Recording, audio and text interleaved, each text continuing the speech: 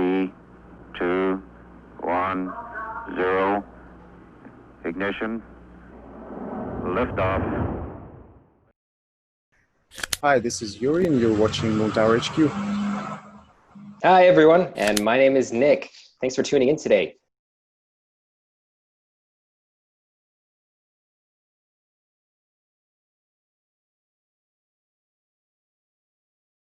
For those people who might not be aware, recently Twitter got hacked. It was actually from what is currently being written, an attack that was done not through a technical means. It was actually done by collusion of one of the staff members on Twitter. I believe the hacker had contacted him through Discord channel and got root access to the admin panel, with which they were able to essentially penetrate a lot of high top profile accounts. Elon Musk, along being one of the big ones, a lot of the Bitcoin name as well. And also they decided to run one of the oldest scams that has been around in Bitcoin, which is the give me $1, I'll give you 2 back. Or in this case, give me 1 Bitcoin and I'll give you 2 back. It's really odd to me personally that they chose such a, I guess, known scam, at least in the Bitcoin space, to utilize and unleash onto the public. Yuri, in your opinion, why do you think they chose to do this and not something else? The whole Bitcoin scam may have been a smokescreen for what was something larger than it appeared to be. Now, this Bitcoin scam is very famous. Everybody knows that this thing has been going on Twitter for years and years now, and scammers have made a lot of money from unsuspecting victims who essentially, because they are unexperienced, they sent a lot of Bitcoins to the addresses hoping to get rich very quickly. Obviously, as a warning to anybody else out there, never send your Bitcoin to people you don't know, especially people on the random people on the internet. That never ends well. Now, it seems to me that when the hacker hacked Twitter, or rather socially engineered his way into Twitter headquarters, he got a lot of very, very useful information. And that means access to direct messages, that means access to high profile accounts on Twitter, including presidential accounts. So as some people explained and meditated on Twitter, it's a sort of an attack that could actually lead to a huge crisis like a World War III if executed properly, because you could tweet certain things from presidential accounts that could start really big conflicts uh, as long as the access to those accounts lasts long enough. So why they chose to do crypto giveaway scam instead, I think that's mostly a smokescreen to show that, here's uh, to show that what we're doing is just a simple Bitcoin scam. But if you read between the lines, here's what we actually did. We actually got access to Twitter. Twitter actually has a high level of control over the content that appears on the platform, and they can also censor it. If you saw, there were some images circulating on Twitter of the control panel that they have there, with a few interesting buttons. And some of those buttons describe ways that they can shadow ban users, they can ban and blacklist certain trends on Twitter. And this goes against their testimony at the Congress, that in which they said that they do not engage in censorship of content that takes place on Twitter. So, if I were if I were such an attacker, a state sponsored attacker, or maybe some 3 letters sponsored attacker, I would probably do it in a similar way. I would want to expose Twitter for what it is, but I would also pretend it to be something less significant, like a very silly crypto giveaway scam. So that is my opinion.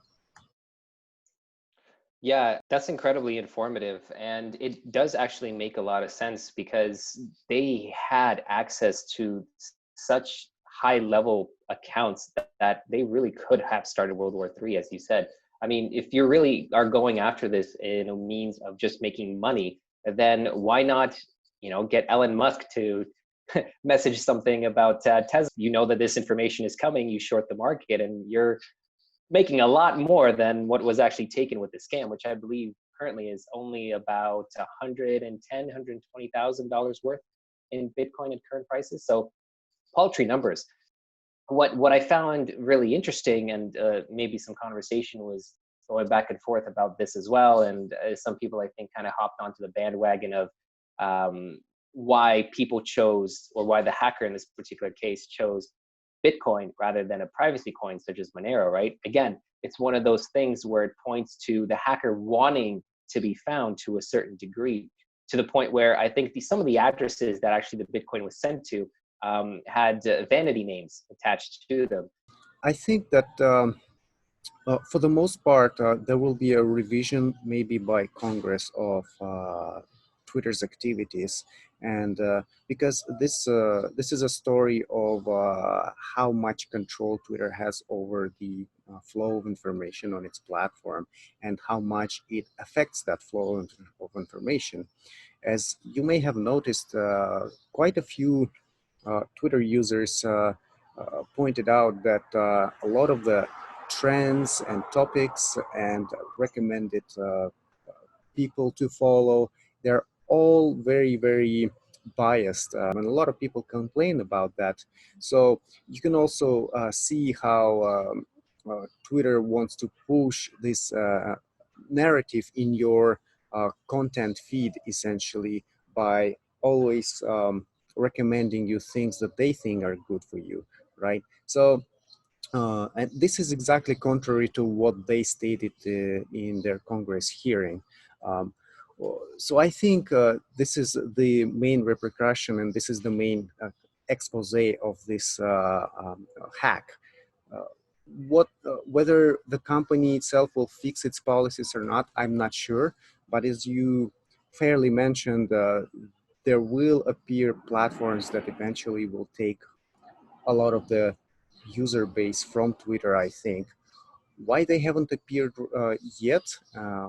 I think what they all lack is this, 10x improvement of the user experience that is required for the network effect to shift into that new platform. As it is known in this world of technical, evolution, technical progress, people's network effect shifts only when the product is a lot better, not just a little bit better. And simply by decentralizing it and not improving any user experience does not really make it that much better for the average user, because the average user only cares about the usability of the product. The network effect is simply not there, so your message just does not propagate as widely as on Twitter, because Twitter has that many users and they still stick to Twitter.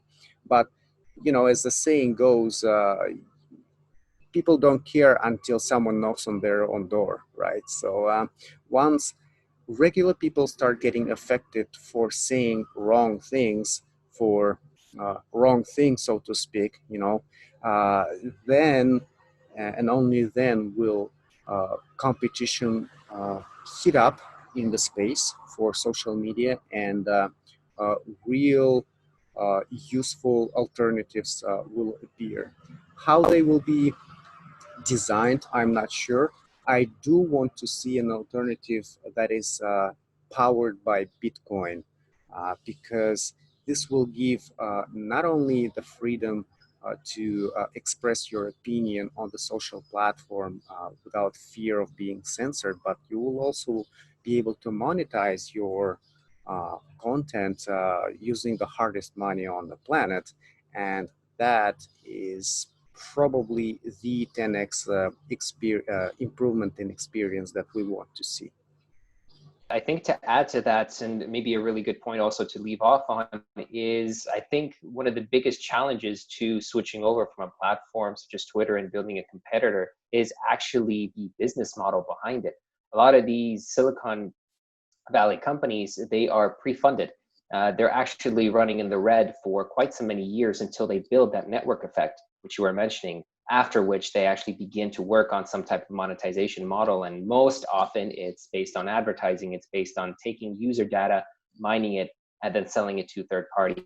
Any competing platform that wants to enter into the space needs to survive long enough in order to be able to get that same mass adoption, and also, of course, have a better experience while doing it. So that's where Bitcoin comes in, and it's a very interesting business model that might be built around it, because then the company itself might not necessarily need the insane amounts of resources that it requires to build out the infrastructure on the software and the IT side in order to be able to actually store all of this data long term. There might be some type of model where a user might actually be able to contribute their own funds to be able to participate in this somehow, some way, or most likely what's going to happen, since people don't like to pay for software nowadays, is actually a very similar model such as to Patreon, where it is the viewers of the people, or it is the followers of the individual accounts that are actually providing micro donations to these individuals that then provide the hosting and the bandwidth for this person to actually be able to host